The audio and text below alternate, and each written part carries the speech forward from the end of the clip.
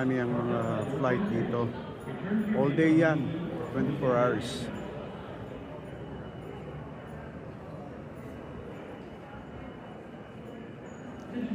Andito nga pala tayo guys sa Seattle, dito sa SeaTac International Airport dito sa Seattle, Washington.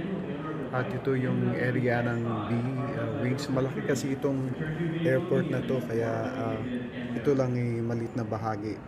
But if you want to go to the other side, kailangan kang sumakay ng tren sa loob ng airport.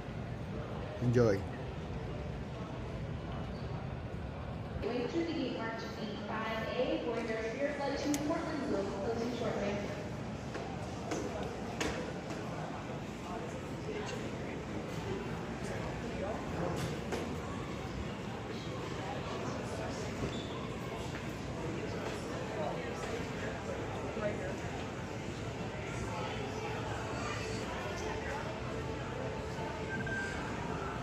Ito guys, mga cookies yan, mga pastries.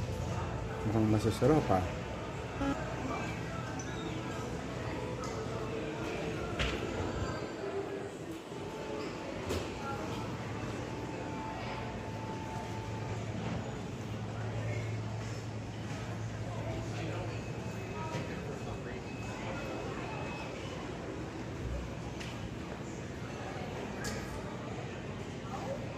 By the way guys, may playground din ng mga bata rito para hindi mainip habang naghintay ng flight nila.